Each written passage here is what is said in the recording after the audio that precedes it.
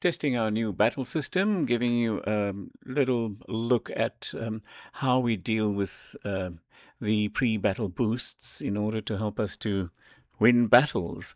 So I was really struggling with this, and Archmage Septimus suggested to me that I actually max out one of my skills. So I'll come to that. But let's take you through this playthrough then. That's the block skill steal that I'm selecting, and bonus passive roll, and also extra dice. And all in all, this is costing me 10 energy. So now I can block the skill steal. Okay, what I've decided is I'm going to do 3 charges to max out the charging, right? So that's a beautiful roll 20. And so I'll charge again, and then I'll pick Battle Cry before I choose Gambit. So I didn't like this Gambit before because I kept losing. There's a minimum roll you need to get, and here you need to get a minimum roll of 10 only because I maxed it out. And so look at that roll, beautiful, hey? Now I can choose Gambit, and there you go. I took 24k off the super mob, and again, because I took Battle Cry, and I've brought the mob down to 3,152, but my health is down to 5,700, so I need to bring my health up a little bit, so I choose Healing Light. And that's a roll of 17 is a good roll, and brings my health back up to 11,000. So I can charge again now, and that's a lovely roll as well, 15. And now I'm going to click Gambit, and this should finish it off. What's the roll? So I must roll at least 10. I've rolled 15, and so there you go. I come away with a win against a super mob. Before I was losing terribly against the supers, but that was because of my builds. You see here the pre-battle boost, block skill steal. The mob sometimes steals, disables your skills, and then you sit there and you've got a skill which you're trying to use and you can't because they've stolen it, and that lasts a few rounds. And then also the bonus passive skill. So I've got 2 passive skills. You get to select 2 passive skills and 5 active skills. So the previous build that I had, this is sort of like a generic skill tree. And you decide which path you want to take. You decide if you want to be healing heavy, or if you want to be attack heavy, or if you want a combination. So you're not getting. So I love being a healer, but I don't. There aren't true healer skills really. You sort of got to infer them. So healers have very good health. They can heal, and they're not very good at attacking traditionally.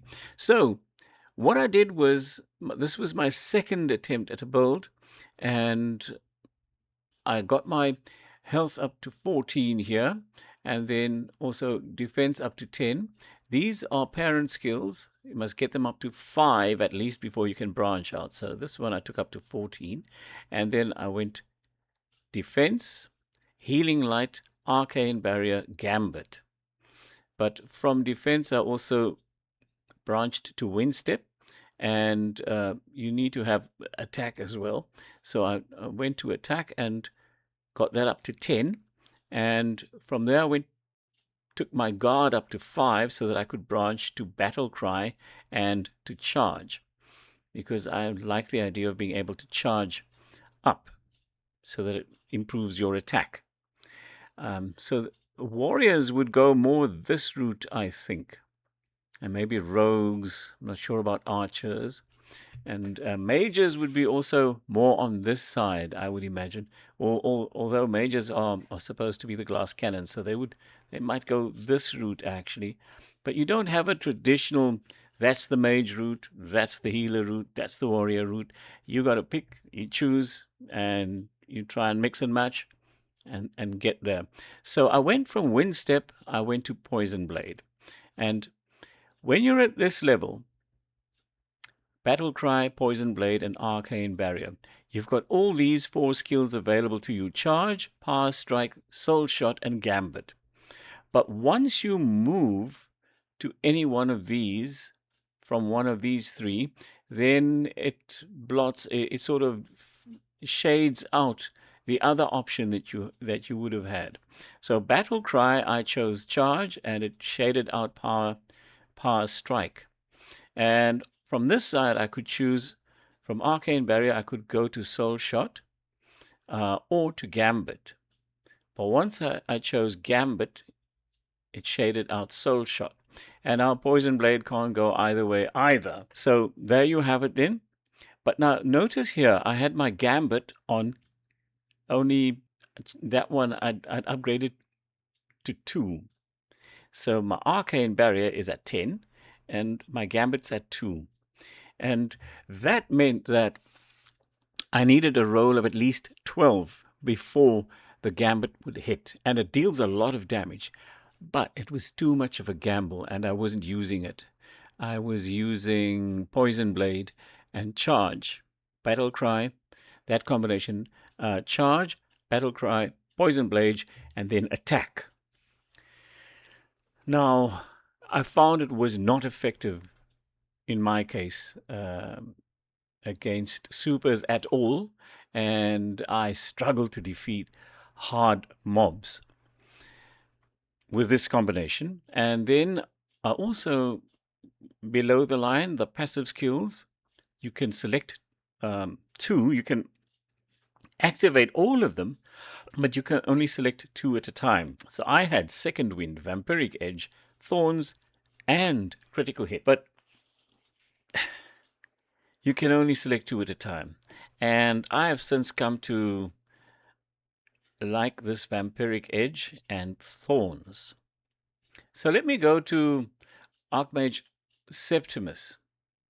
He suggested that I maximize my Gambit. You see the Gambit power skill, this one. Let's see the upgrade table. So I had it at 2, and the effect is 2.8 times if the dice are equal to or greater than 14. Although for some reason I could activate it with a roll of 12 or better, but it was still not good enough for me. But what I've done now is I've upgraded it to maximum, so the effect is 5 times if the dice give you a roll of 10 or better. And you saw in the battle that I was hitting that quite often. So when you choose that skill boost, when you choose that skill boost, that makes a huge difference, doesn't it? I'm talking about this one here, the extra dice. So I would say your pre-battle boosts are very important. The block skill steal is a must. You must select this because it prevents the mob from disabling your skills each turn. Each turn they have a chance of stealing one of your skills. Imagine they steal attack or charge or poison blade or whatever it is you chose, or gambit in my case, and then I can't use it. So you just have to spend that 2 energy. The bonus passive one, that's really optional, I think, against easy mobs and against medium mobs. Against hard mobs and against super mobs, I would say it's essential that you choose the bonus passive skill. So you've got your 2 that you've already selected, and then you get a bonus one as well. So I'm not sure at the moment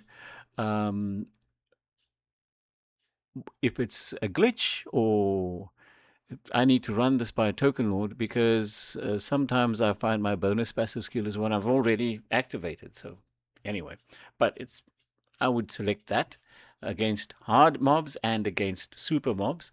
And then for super mobs, it's essential that you choose the extra dice and you don't mess around. You don't pick a flat 1 and pay only 2 energy, but then you only get 1 extra. So imagine you you roll 2 3s, and then you get 1 extra, so now it's 7 that you've rolled. But you could roll 2 3s and you get the 6. Now you've got a decent 12. Anyway, this one is essential. So it's 2 plus 3 is 5 plus 2 to 4. I would say 4. That's 9. And the basic cost of 1 energy. That gives you a total of 10 energy that you spend to boost you pre-battle against the super mob.